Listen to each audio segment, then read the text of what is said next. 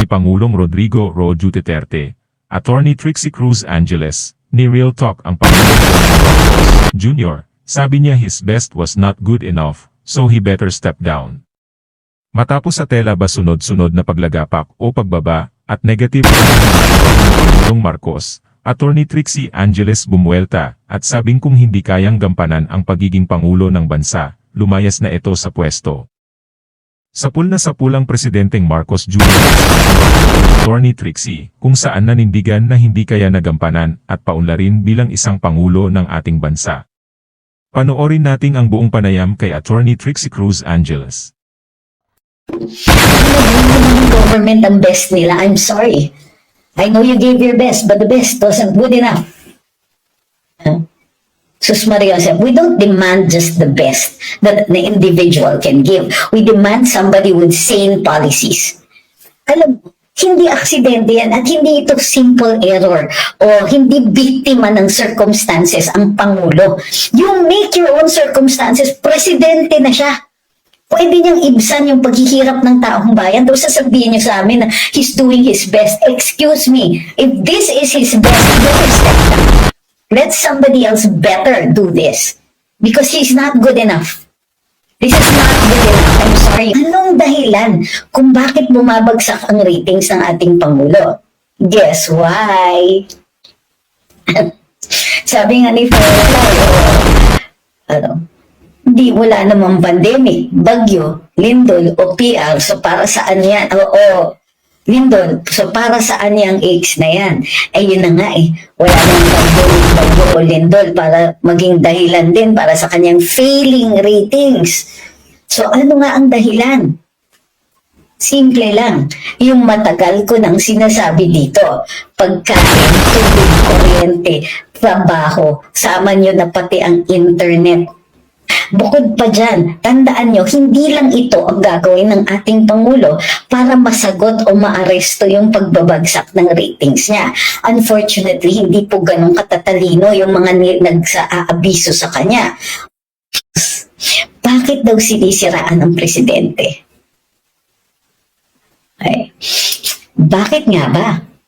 Unang-una, hindi ako naninira. Criticism is valid use of the freedom of speech.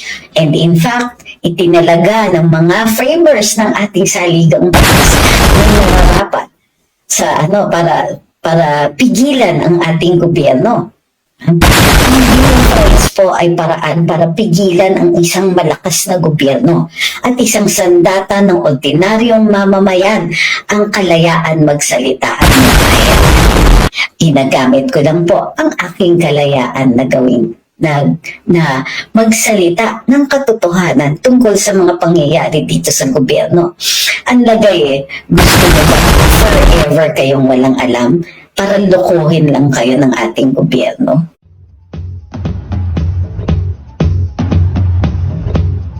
Parang naano na tayo. Kumbaga, it's yung tayo. Pero yung leadership ng ating Pangulo ay really highly questionable na. Siyempre, sabi ni Sardina, sa Davao pa po ba kayo? Medyo, not Davao City po, pero Davao Region. Opo. So, thank you kay Lubin, thank you kay Jane. Maraming salamat po sa inyong pagpapadala. Ngayon, ang nangyayari nga ay nagbago or inaprubahan ng ating Pangulo yung pagbaba, of course, ng taripa sa bigas. Binawasan na naman. So, we have gone down from 40 to 50% down to simply 15%. 1.5 po. Malaki po ang binagsak. That's not good news for our farmers dahil nga hindi naman sila nagiging competitive sa pag-i-import ng bigas and instead, ang nangyayari ay nawawalan sila ng gana, nawawalan sila ng insentiba na tumuloy sa pagsasaka dahil natatalo din po sila sa competition from the imports na kadalasan ay mas pagsak pa ang presyo or pagsak rin ang presyo compared to the locally produced ones. Thank you kay Baisky. Bukod pa dyan, para super barak binibili ng mga middlemen sa ating mga magsasaka. Living out of farming nowadays. Hi kay Pai, maraming salamat po sa inyong padala. So, in addition to that, so ganito na predict natin 2 months ago, bumababa po ang ratings ng ating Pangulo. Bumaba very recently. Kung kaya't, remember, nandun siya, namigay siya ng ayuda dito sa Mindanao. Saan po ba siya nagpunta? Late last month, it was the Ayuda Tour of Mindanao. Ito po, bukas, mag-umpisa po yung second leg niya. Pupunta po siya sa Davao del Norte. 3 araw po mamimigay ng eggs assistance to individuals in crisis situations. Now, mag-iisip tayo. AICS talaga, parang aches and pains, ano? AICS. Ano ba yung AICS na yan? Okay, ang AICS ay basically, ayuda. So, it's a handout. It is money. So, anong ginagawa dyan sa money na yan? Well, and ano yung basis for that? Yan, share natin. Ano-ano ang aspeto dito sa sa AICS? Merong medical assistance, funeral assistance, educational assistance, transport assistance, thank you kay Charles de la Cruz. Merong food assistance at cash assistance for other support services. Okay, parang totoo. Ito po ay may mga guidelines at saka may mga required documents na kailangan isumite. So, anong gagawin ng presidente? Pwede ba siyang mamigay-migay lang? Bago ka mamigay ng AICS, kailangan na review na kung ikaw ay nararapat para dito, kung naisumite mo yung mga dokumento mo, kung pasok ka pa doon sa programa na yun. So, halimbawa, dyan sa medical assistance, kailangan magbigay ng abstract or the medical report at saka ng certification galing sa hospital kung ikaw ba ay nararapat doon. Sa educational assistance, pruweba na yung bata ay yun nga, funeral assistance, yung death certificate, and so on. May food assistance pa at cash assistance. Dito tayo mapapasok assistance for other support services. Thank you kay KDC. Isipin mo, merong open-ended na kategorya ang AICS, other support services. Ibig sabihin, ang laki ng discretion. May ano na nga yan, matagal-tagal na rin yung AICS na yan. Pero paano mangyayari na dahil ng presidente at mamimigay lang na parang candy ng AICS? Ito ba ay dumaan sa tamang proseso? Ito ba ay nakilatis na ng DSWD? Ito ba ay nakasubiti na ang mga benepisyaryo ng mga pruweba na sila ay entitled dito? Di tayo sure. Posible. Pero hindi tayo, pagkulang nga ng sinasabi natin, wala tayong kasiguruhan dyan. Basta dadating ang presidente at mamimigay. Talaga naman. Bakit siya mamimigay? Ito nga po ay, sagot. Sagot sa bumabagsak at patuloy na bagsak na ratings ng ating Pangulo. Dapat ba siyang mag-worry? Abay, talaga mag-worry siya. Kasi parang all-time low. Alam niyo ba na si Presidente Duterte, never yan bumaba sa less than 50% sa trust approval and satisfaction ratings. Thank you kay Ma'am Valerie. May padala siyang finger heart. So, never kinailangan ng ating Pangulo former President na gumawa ng extraordinary measures para sagutin yung falling ratings. Diba? Bumaba ang ratings ni Presidente Duterte noon gawa ng kahirapan natin noong nagkaroon ng COVID. Pero itong presidente na to, partida, wala pang 2 years, nangangailangan na nasalbahan ang kanyang falling ratings. Thank you kay Jing. Na bakit siya ganito ang panitin? Kasi really, seriously, umiikot sa Mindanao. Alam niya, halimbawa, na dito sa Mindanao, super bagsak ang ratings. Ika nga nung ating source na sa surveys, ay hindi na po siya tumatagin sa 2-digit ratings. Alam niyo na.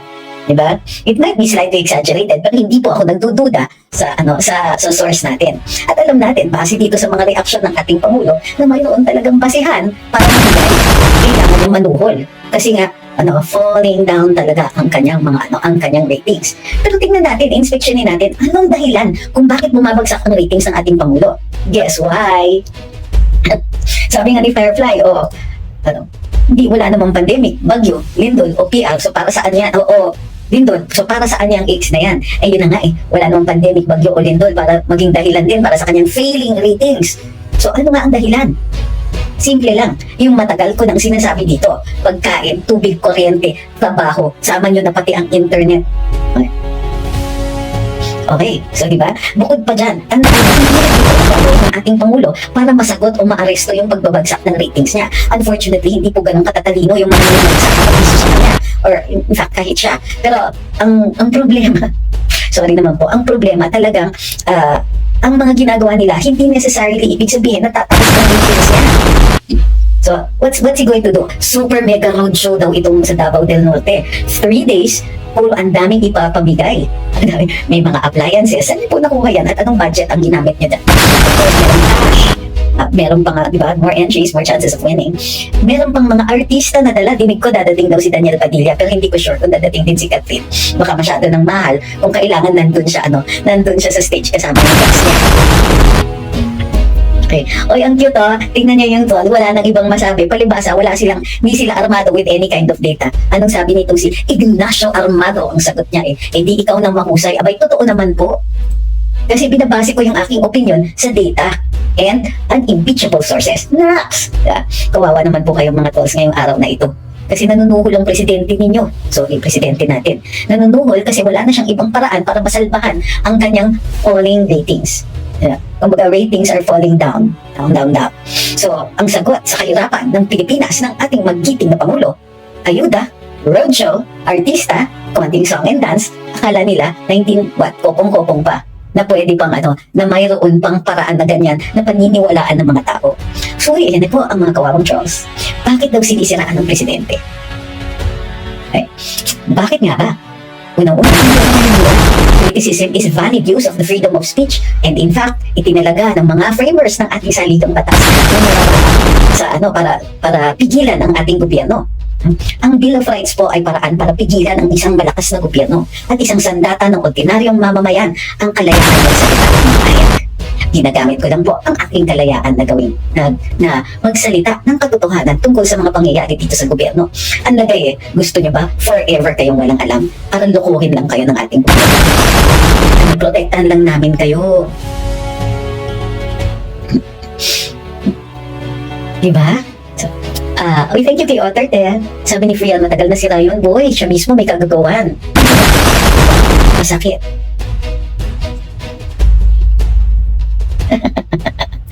Ay, nako. Tapos, meron pa sila. So, anong mangyayari? So, magro-roadshow ang ating Pangulo, but at the same time, sasabayan yan ng mga trolls, mga fake news, at kung anik-anik pa. So, may mga lalabas dyan ng mga good news na ino-manufacture ng PCO at ng ilan mga kaibigan nila na nagsisilbi dyan sa gobyerno. Bukod pa dyan, asahan ninyo, may mga biglang lalabas dyan at sasabihin, ang galing-galing ng ating Pangulo.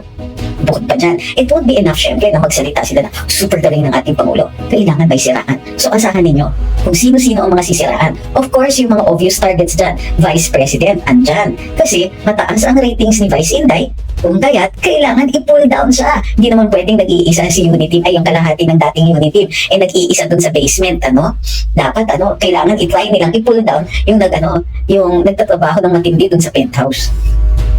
Sabi ni Geng, pangkabuhayan showcase ba? Hindi, handout lang. Buti sana kung kabuhayan na magiging kinahihinat na ng pamimigay nilang eggs. Unfortunately, hindi handout lang maliit lang Sabi ni Cappuccino, malapit na tag-ulan, wala na silang maibibigay kung kailangan na. Well, definitely, wala silang maimimigay na bigas kasi kasi yung reason nila, and siguro doon na ngayon at doon na tayo papunta. Posible na ang dahilan kung bakit binabaan ang taripa sa bigas para more importations, more chances of winning. Kasi ipamimigay nila yung ibang bigas. Because they only flood the market for so long, di ba? Mataas pa rin. Kahit yung imported na bigas, mataas din. Hindi naman nakakatulong. Alam nila yun. Pero yung iba, sila gagamit nun para magpamigay. High prices work for them. Para happy-happy yung mga tao magpumunta ng ayuda. Sipin mo yun, diba? So, ganun ba siya kagalit sa ating mga Pilipino? Okay lang sa kanyang, thank you kay Life Goes On. Okay lang sa kanya. Hinihirap ang mga tao. Kasi, pagkakataon yun, na pag namigay siya ng ayuda, people will be grateful. Masakit ako, sorry. Hi kay Mami Lola OFW Vlog. Diba? Do you see how cruel that is? Yung gagamitin nilang pagkakataon, yung paghihirap ng mga tao, mamimigay, thank you kay Sky, tsaka kay Danilo. Danilo Dumlao. So, makikita nila yung pagkakataon na naghihirap ang mga tao. Yung paghihirap na yun, kagagawan nila dahil pinapabayaan nila ang ating agrikultura. Pagkatapos gagamitin nila bilang pagkakataon na makapagkampanya. Do you see how cruel that is? Thank you kay Ma'am Telms. Pahihirapan mo yung mga tao pagkatapos mag-ayuda ka, tapos parang, sige, pasalamat kayo sa amin. Kasalanan nilang naghihirap, mamimigay sila ng ayuda, tapos gusto nila grateful tayo. Che? Sabi ni Giovanni, pupunta siya sa Davao del Norte para mamagbuhat ng ayuda, pero nung bumaha dyan, nag-alamar kasi Anton nagdamihan na sinabihan ng local officials. Matutulungan sila pero mag-request muna. Ay sus. Bilib na bilib sila doon sa capacity ng taong bayan na magpasensya sa red tape. Mario Josep. Ha, sabi ng isa. Ginagawa naman ng government ang best nila. I'm sorry. The best, but the best wasn't good enough. Sus Mario Josep, we don't demand just the best that the individual can give. We demand somebody with sane policies. Alam, hindi aksidente yan at hindi ito simple error o hindi biktima ng circumstances ang Pangulo. You make your own circumstances. Presidente na siya. Pwede niyang ibsan yung paghihirap ng taong bayan o sasabihin niyo sa amin na he's doing his best. Excuse me, if this is his best, he better step down. Let somebody else better do this. Because he's not good enough. This is not good enough. I'm sorry, Mr. What's your name? on the go. Magtrabaho na lang tayo ng mabuti. Excuse me, you're assuming na hindi kami nagtatrabaho ng mabuti. That's really so condescending, number one. Number two, isang problema, hindi ka pa nagpapasa ng mga service. Hindi mo nakikita ang bayan wala ng trabaho kasi hindi nagmamaterialize yung so-called foreign investments niyan. Yung mga foreign direct investments na naging basehan ng sandamang na hindi nagmamaterialize yung mga benepisyo. Excuse me, magtrabaho na lang kayo ng mabuti. It's something that only the elite who have jobs or who have money and don't need to work will tell people, di ba? Excuse me, yung mga daily wage earners natin, magtrabaho man sila ng mabuti, hindi naman lalaki yung kanilang sweldo. Hindi makakahabol ka agad dyan sa pagtataas ng presyo. By the time humabol yan ay tumaas yan na naman. That's really so cruel of people to say that. So condescending. As if everybody can easily get a job. As if the simple fact that you work hard, it's going to make things better. In fact, I think sinasabi, don't work harder, work smarter. They can't even do that. There is no leeway pag ikaw ay swelduhan. Anong gagawin mo? I work so hard. Dagdagan mo itong sweldo na to. Anong isasabihin sa kanila? It's a bad economy. Paano ka makakahingi ng raise? Ayusin nila. Parang tayo pa yung may kasalanan nito, Tondo. Kami pa? Taong bayan pa may kasalanan nito? As if hindi kami nagtatrabaho kaya tumataas ang presyo ng bigas. As if hindi maayos ang trabaho ng mga tao. Kaya gano'n. And we're supposed to say, oy, kukuha ka naman. Kahit fail yung mga polisiya mo. Kahit dapat ang tali-talino mo na naiintindihan mo that the lowering of tariff rates is not resulting in lower prices of rice. Tapos papalakpakan natin siya para sabihin sa kanya na, oy, kukuha ka naman. You did your best. Ano to? Grade school? Na lahat ng bata bibigyan mo ng medalya because they tried? Woke. Sabi nga ni JFK, don't think how government can help you. Uy, pwede ba? Magkukot ka na lang kay JFK, mali-mali pa. May quotation mark ka eh. Meron ka bang how government can help you? You think how to help? No, ask not what your country. He did not say government. That's not what you can do for your country.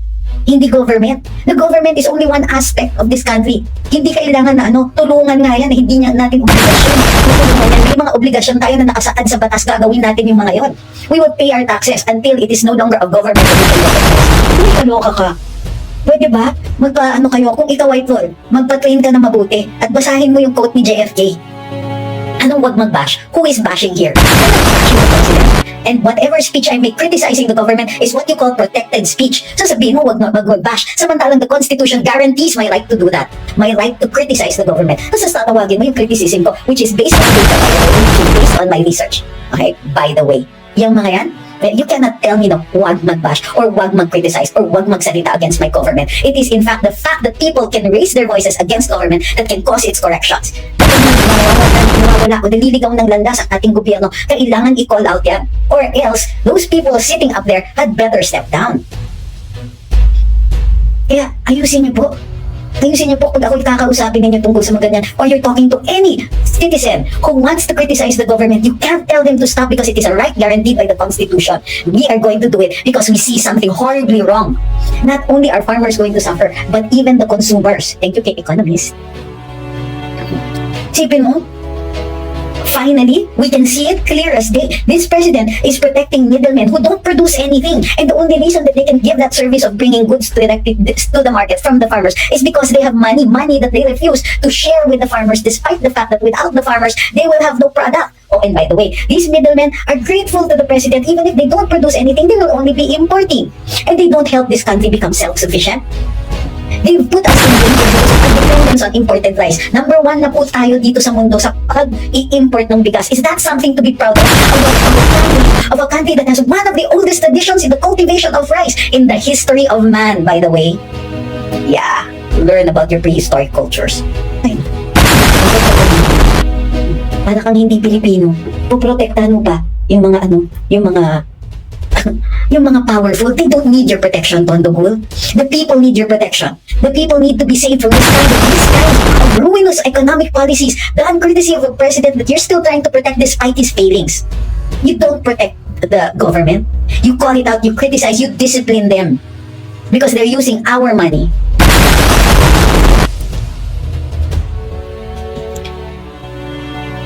Sabi ni Lemore, na-miss na daw niya ako. Ito na nga, paano mo ako ma-miss? Dito na ako.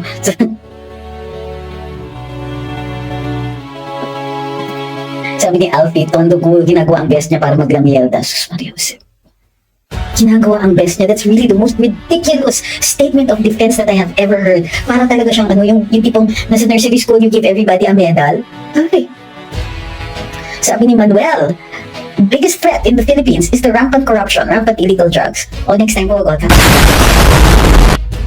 Sabi ni Jen, Trolls readily accept the fact na failed si BBM. Please do your best for the future, not for him. Okay, thank you kay Easy lang, at saka kay Sky. Kay Ma'am Ellen Chen, thank you very much. Sabi ni Tito Last, this is a valid issue that he raises. Yung rice tarification ng Duterte ang salarin. Excuse me, that's no longer true. Kasi ang rice tarification, yes, may problema tayo and binawasan nila yung powers ng NFA and its capability to participate in the market para bumaba ang presyo. But, yung pagtaas ng presyo ng bigas during the term of BBM is purely in his own backyard. Bakit? Kung alam niya na may problema dyan sa rice tarification na yan, bakit hindi sinasabihin ng pinsan niya na baguhin yan? Oh, look! Surprise! Ngayon lang nila nire-review yung RTL. Bakit nag-intay siya? Ha? And why isn't it moving any faster? Aba, yung 500 billion na ayuda na yan, ang bilis-bilis na na-approve. Bakit hindi niya ginagamit yung kanyang extraordinary influence sa kanyang pinsan para pabilisin yung rice tarification amendments na yan? Because, by the way, di pa natin alam kung anong amendments na yan. Kasi may mga interesado. Okay? Bukod pa dyan. Squarely, it is President BBM himself who extended the 35% tarification rate, which is down from 40 to 50%. Siya po, pinirmahan niya yung EO December 2023. If you don't believe me, GMG, Google mo, fill in the blanks. Ano pa? Ito po, kaka-approve lang po niya. Pinapagawa niya po yung tarifa 15%. What does that mean? 15% means tiba-tiba na po ang magiging kita ng ating mga importers. Pero ika nga ng Federation of Free Farmers, hindi po bumababa ang presyo ng bigas kahit bumababa ang taripa nito. And instead, ang nangyayari ay kumukonti at lumiliit yung amount available para ayudahan ang mga farmers. O, ano pa? Ha? Sasabihin mo, kasalanan ni Duterte yan? Sino bang presidente ngayon? Ha? Sino yung presidente na nagsabing, sige, aasikasuhin ko yung supply and logistics system nang sa gayon hindi na magiging masyadong malakas yung mga traders, may lakas na yung mga magsasaka at may lakas na rin ang mga consumers. They will get lower prices, but the farmers will still get a good return on their investment, on their business. Ano nangyayari dyan sa sistema na yan? Meron ka bang narinig? O, saan ba ginagamit? At isa pa, saan nga ba ginagamit yung mga kinita under the rice tarification law? Saan napunta yung mga taripa na yan? Partida, naging DA secretary pa siya. Sabi ni Economist, totoo, naging DA secretary pa nga, di ba? Anong ibig sabihin niyo po niyan? Thank you guys, Sky. Sabi ni Men Ufabolo, attorney will love you, BBM will pay the price. Oh, he will have to. Sabi ni Chris Galicia, nakakagalit na ganyan lang tingin sa kapwa natin. Di ba? Sasabihan mo, magtrabaho na lang ng work harder na lang. Work harder? Work harder? You're telling salaried workers, wage earners, work harder as if they don't already? At if hindi tayo, hawak sa liig ng mga oligarko? Thank you kay Jessar. Sabi ni Palaboy namang yan, sukol pa more para lalong mabaon si BBM. Sabi ni Azil, pakonsuelo di Bobo ang gagawin ni PBBM. So, sabi niya, galing sa Presidential Intel Fund niya yan, yung di uunlad ang bansa sa temporary solution ng gobyerno, dapat long-term plan ang gawin. Hindi, magkano na bang Intel Fund? Sabi ni Ma'am Anita, tanggapin niyo lang ang ayuda pero prinsipyo pa rin ang ipakira niyo lalo na sa mga Muslim dahil alam nila ang tama sa mali. Thank you kay Tin.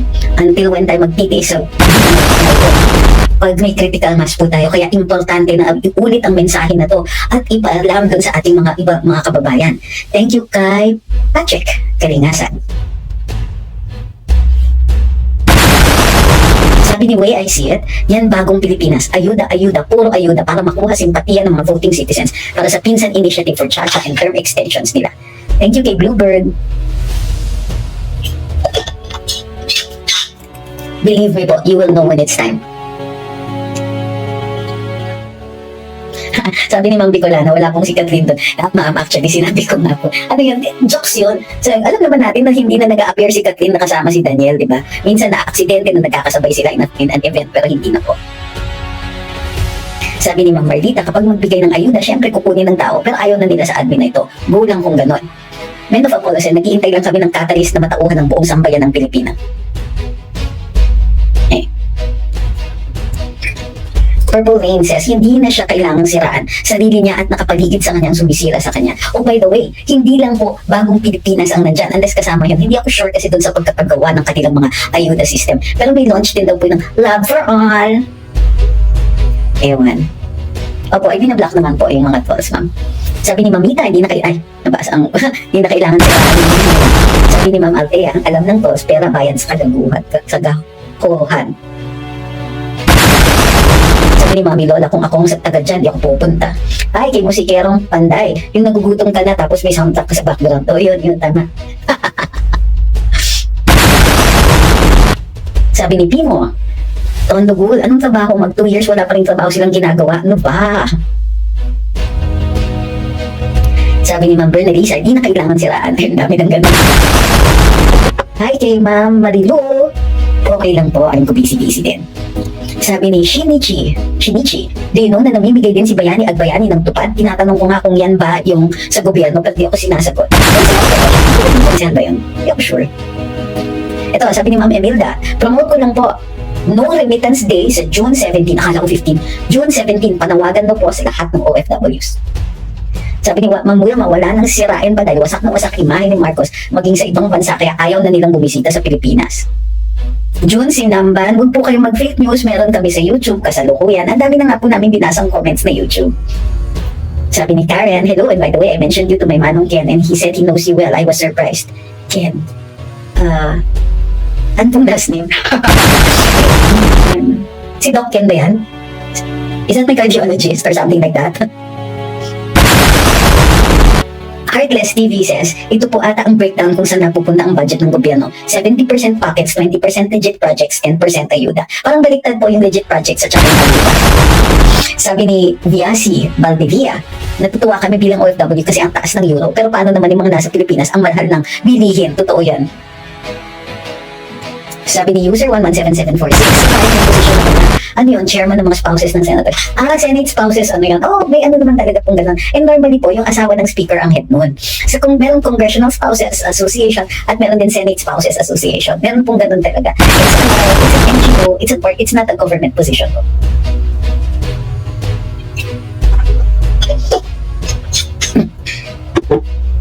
Sabi ni Paul, malaki ang huhugutin nilang pera galing PhilHealth ang sungkol sa mga Pilipino, lalo na darating na ang midterm elections. Pero I understand na magpa-file yata ng kaso si Atty. Harry tungkol doon. And bravo, Atty. Harry.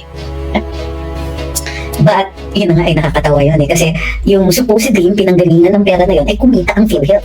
Paano kumita ang PhilHealth? Samantalang lahat ng if there is anything generated or lahat ng pera na nakukuha ng PhilHealth, whether it is generated through interest of their deposits or anything like that, it has to be plowed right back into the fund ng PhilHealth. So, hindi yan disposable. Paano nila nagawa na parang kumbaga, why are you making a resolution giving away the money generated by PhilHealth when it should be used for more benefits of their beneficiaries? Ano ba? Ang laki-laki ng binibigay ng mga OFWs dyan. Ang laki ng binibigay. Ano ba nagbabayad taon dyan? Ano, hindi nga kami exempt from paying that. Tapos pag na-late kami, ay ang taas ng interest na babayaran. Sabi ni Pederino, FYI, may upcoming concert pa sa Malacanang. Kalain mo? Yun ang nakakaano sa kanila. Parang, how do you call this? Parang insensitive. Parang ano bang nangyayari sa inyo? Bakit parang hindi ninyo nakikita kung gaano naghihirap ang taong bayan? Yun lang, one of these days, could you please just step outside of your car, outside of Malacanang, and see how much the prices are? Mag-shopping naman po kasi kayo dun sa mga ampas-lupang grocery o sa sari-sari store para makita ninyo magkano. O dun sa mga certified grains distributors. Utang na loob. Kailan lang yung nadulas ang presidente at sinasabi niya, akala niya all this time 37 pesos per kilo ang bigas dyan sa Kadiwa. As if kailan ba naman naglalabas ng bigas ang Kadiwa? Tuwing umaabot lang yung presyo ng bigas sa dyaryo. Tuwing nagiging skandalo na naman, mataas ang presyo ng bigas. Oh, maglalabas na naman ng Kadiwa. Kadiwa releases 35 peso rice. Excuse me, kapag naubos yun, ano na? Thank you kay Ma'am Lynn. Sabi ni Men of Apollo, umaasa na lang sa US military aid na lang itong gobyernong ito at todo corruption. Excuse me, sa tingin niyo makikinabang tayo dyan sa aid na yan? More than 1/2 of the aid they are promising is going to be used by the US military here. Panggawa ng mga buildings nila, mga tulugan nila, mga bunkers nila, mga paglalagyan ng kanilang nuclear weapons hangar. Bawal yan dito, pero okay lang sa ating presidente. Ano ba? Ano naman sa programa niya? Operation of Free Speech. Yan ang naisip niya. Discarding Pinoy. Kung sinasagot at ginagawa niya yung mga election, edi sana mataas rating niya. So, di nga niya masagot yung sa WPS, wala siyang malinaw na plano. At dahilan para i-address yung issue. Totoo yun. Puro nang aaway lang. Or nagpapakaway.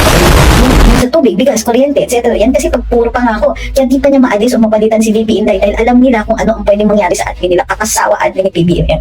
Ako nalulungkot ako kasi I could have been proven wrong. Diba? Ako naman sa hindi ko kayo sa Luminous na dito nyo narinig, unang narinig, pagkain, tubig, kuryente, internet, transportation, di ba yan ang litanya natin? O ano nangyayari ngayon? Kumpleto na. Tumaas ang tubig Enero. Disaster na daw, sabi ni Sec Popolo TV. Disaster na ang levels ng ating production ng kuryente. So ngayon, kailangan mag-produce, sabi ng Central Bank, okay ha, seatbelt na muna ang lahat. Kasi with the increase, imbis na bumaba ang presyo dahil magdadami yung production ng kuryente, ay magmamahal ito. I will say that again, with the increased production of electricity, tataas ang presyo at sinabi ng Bangko Sentral, within the next year mangyayari ito, at least 3 times magtataas ang presyo ng kuryente. As if hindi pa natetest ang pasensya natin.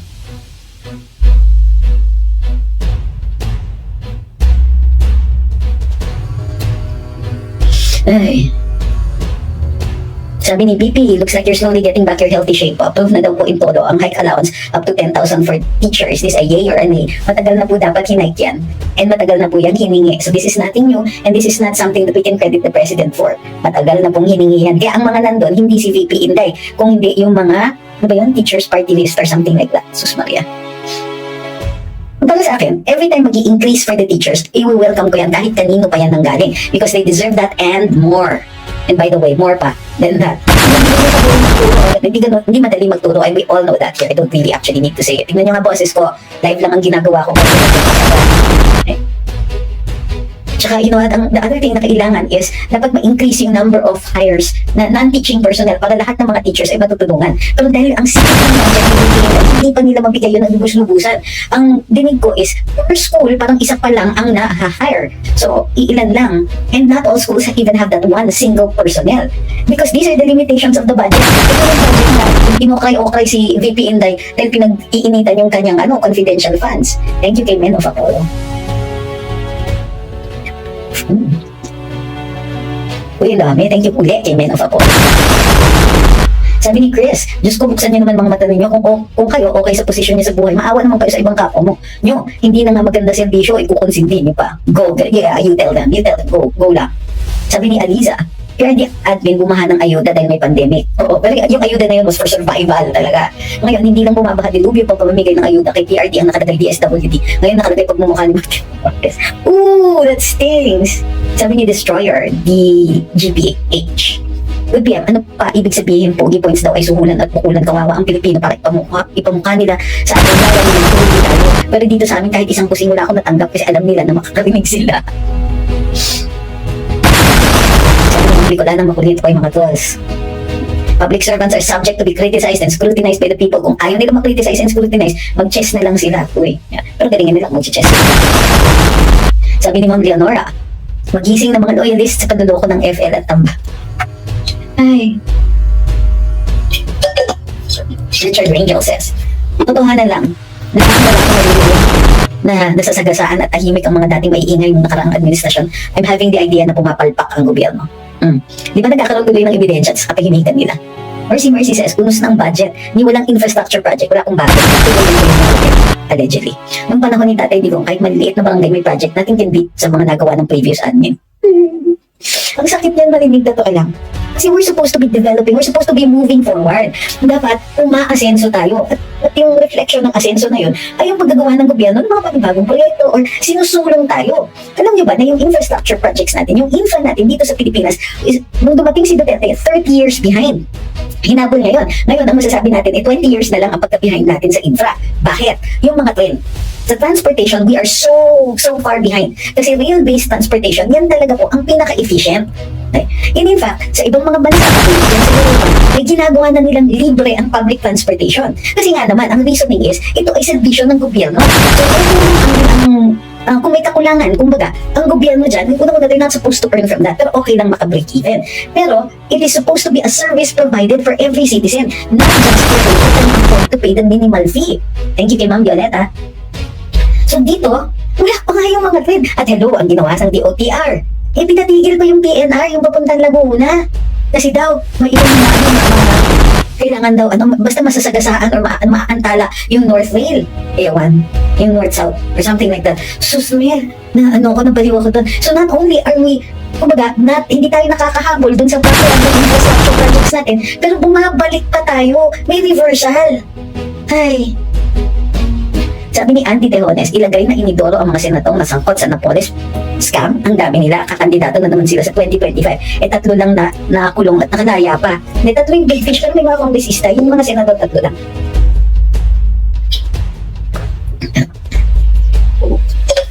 Okay. Sabi ni Arman, wala nang matatanim yan. Anong ginagawa ng DA spokesperson de Mesa? Lalo nang pinahihirapan mga farmers natin. Sabi ng OFW Hero, lahat ng tao maaray na luya at sibuyas, parang ginto o totoo yan. Yan ang panibago dati, onions. Parang pinaglalaruan tayo nitong mga may-ari ng mga warehouses at mga traders eh. Anong, kasi this time, ang ano, ay, nahalata na tayo sa onions. And therefore, anong ibig sabihin nun? Nahalata na tayo sa onions, so luya naman ngayon. Dati yung sili. Diba? Nilalaro nila tayo. And anong ginagawa ng presidente? I mean, he's supposed to be on our side. Government is supposed to be on our side. Pag nagmamahal, pag nagsasama tayo ng mga strong traders na yan, dapat ang protection natin. Sila yung hero. Sila yung, ako si never fear, BBM is here. Eh, hindi eh.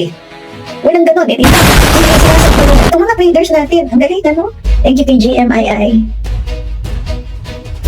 Imbis na tayo ang salbahin. Talaga, gobyerno sinalba nila yung middlemen. Eh sila nga yung nagpahirap sa atin eh. Oh please, making excuses, Josie. Sabi ni Josie Baldicanio, ginagawa lahat ni PBBM ang lahat para sa ikabubuti ng mga Pilipino. Pero pilit na dinadown siya ng mga kalaban niya. Ang mga galamay niya, ang nagiging sanhi ng ang hindi maganda. Ma'am, para niyo na rin sinabing, si Presidente pala utos lang, pero siya mismo hindi niya chinecheck yung mga ginagawa ng kanyang mga galamay. Ano ba yung presidente ba siya o hindi? Bakit mas malakas yung mga galamay nila? Stop making excuses. This is now a question of the president's leadership. Kaya ba niya maging leader o hindi? Kaya ba niya yung mga tao niya o hindi? Abay, parang dinidiktahan siya, pinaiikot-ikutan siya ng mga tao niya. And what? What's going on?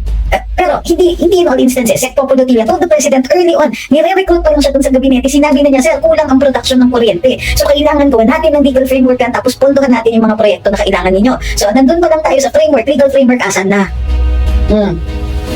Excuse me, Miss Josie, sa totoo lang, naintindihan ko yung pagdidepensa niyo kay Pangulo. Parang ang sinasabi niyo, yung gabinete niya yung nagfe-fail. Excuse me, kung gabinete lang niya ang nagfe-fail, edi kayang-kaya ng presidente, tawagin niya at sabihin, alam niyo, this is not working out. I have to let you go. Thank you na lang for your service. Di man kailangan awayan, di ba?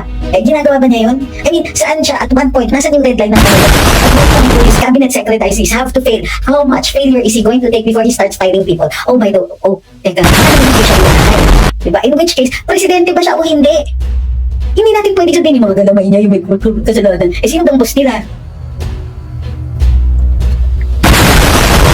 Sabi ni Sony, ang sagot sa mababang survey ay giyera sa WPS. Kita niyo po, meron pang imbitasyon kay Zelensky. Yung iba tuwang-tuwa kasi fighters of democracy daw.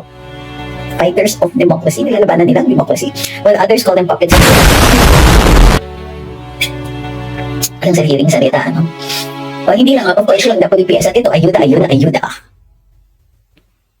Sabi ni Peter Harata, ang galing ng sa speech si Mr. President. I'm sorry, hindi na yung basa na niya eh. So wala talagang sincerity na lumulusot. Pero sa action nagawa or policy, wala. Doon na ako sa bastos pero may ginagawa. Sabi ni Carlian, kahit mamigay pa si BBM, hindi maikakaila na binawi ang mga lupa sa mga ati sa Boracay. At hindi na ngayon ang mga ati lang ang pinawian ng lupa kung saan-saan pa. Sabi ni Jeneline, sana po gawan ng mga bunkers ang mga Talyanista para kung magkagyera safe silang lahat. My gosh, sabi ni Armand, luya presyo ngayon 350 per kilo. Palagay ko, yung mga traders, mga tiktokers, yung mga nakikita nila, ay, marami na pala, nauuso pala itong mga immunity shots na luyang Pinoy, tsaka may luyang regular, tapos may mga lemon at chuchucho. Taasan kaya natin ang presyo kasi uso siya. Sabi ni Ma'am Wilma, walang ginagawang infra, puro pamimili ng kaluluwa ng mga tao para may rason silang kumurakot more. Sabi naman ni Alex, kami mga farmers, kawawa kami mga farmers sa totoo lang. Yung bayan namin hindi na-dispose ng bigas kasi ang daming imported. Ayun. So paano yan, di ba? Paano? Parang kumbaga, death sentence sa mga farmers itong bagong tariff rate. Parang nahiya pa si Presidente, no? Sana sinirong mo na lang para magka Thank you kay Fables. Sabi ni user 117746, pag show Josie, sabi ni Sankis. Sabi ni Bernadette Love, sabi nga ni Miss As, nagkaapusan na ng sundalo si Zelensky. Sabi ni Ma'am Bruce, anong trabaho? Wala namang infrastructure. Majority sa mga Pilipino is contractor. Dapat may mga projects. Sana kaso, wala eh. Ayuda para lang sa calamity, kaliwa kanan ng corruption. At hindi lang po yun, ma'am. Wala mga bagong industriya. We're not making things anymore. We're just importing. Latest na lang po itong bigas. The last thing that we were able to do was nakakapagtanim tayo, nakakagawa tayo ng pagkain. Pero pati yun, ibinenta na ang kaluluwa natin. Wala na tayong car manufacturing. All we have here are assemblies. At best. Ay, wala tayong ginagawa. We don't have a Philippine-made car. We don't have a Philippine-made anything anymore, except yung mga traditional na tela, traditional na whatever. We put things together, yes, but most of our raw materials are already imported. Before in the 1700s, the Philippines was an exporter of textiles. Isa tayo sa pinakamalaking, malaki yung industriya natin sa pagbebenta ng textiles. Pinapadala natin sa Europa. There's a British company that's selling and we were exporting our textiles because all the cultural communities in the Philippines have a tradition of textiles. And we also have our own sources para sa paggagawa ng cotton thread. Lahat yan Philippine-made, hindi natin ini-import ang sidulid, ang tela, wala yan, lahat yan gawa dito sa Pilipinas. And now here, centuries later, super dependent tayo. And guess on where? We're dependent on China for our entire industry sa paggagawa ng mga we don't even have a couture industry anymore. Wala na tayong fashion industry, by the way. Because you can't have a fashion industry pagdating sa damit unless tayo ang gumagawa ng sarili nating tela. Sabi ni, give me alone. Because we have Philippine cotton before. Yun na nga, kakasabi ko yun po nga yung sinabi ko. May materials tayo to make our own cotton from the thread and on. May sarili tayong may sarili tayong mga semi-mechanized na mga looms. Dati, thank you kay Edgar Durano. Kumpleto yan. Kaya natin ang textile industry noon. Pero meron bang paraan para maibalik yan? Wai! O dati, meron tayong shoe industry. Hindi kasi lahat yan leather, although meron din tayong Philippine leather noon. Hindi ganun karami, pero meron tayo, and nakakagawa tayo ng belts and shoes and all that. Yung ibang mga sapatos na ginagawa natin ay yung mga woven, yung mga sapatilya, yung mga ganyan. Meron tayong industriya niyan. Lahat yan Philippine-made. Nasaan na tayo? Na shoe industry isn't a real industry anymore. We just assemble. We buy everything from abroad. And where do we get it? Almost all of these things, we get them from China. Yan ang inaaway natin sa West Philippine Sea. Galing. Galing. Very well thought out.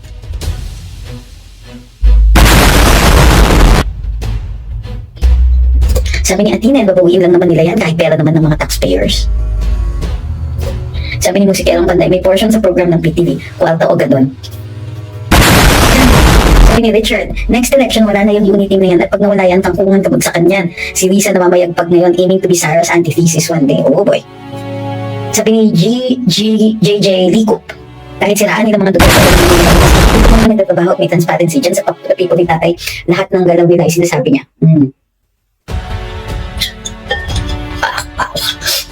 Masarap ng tiyan. Tiyan naman yan, puhulo yan na napakamahal. Sabi ni Sir Jonas, kahit naman mamigay sila ng ayuda pero malalaman nila na ayaw pa rin ng tao sa kanila, pagsak pa rin ang ratings nila. Well, I don't discount the possibility na one, may naliloko sila, and two, may some kind of pandaraya. There, I said it. Ay, kay Mama Ridu, sabi nga ng kapatid ko, napospone yung liga ng LGU ng Tagum dahil dyan sa bagoong Pilipinas at may bitbit na ayuda daw pero hindi sila kasali sa bigayan. Aray, bakit naman?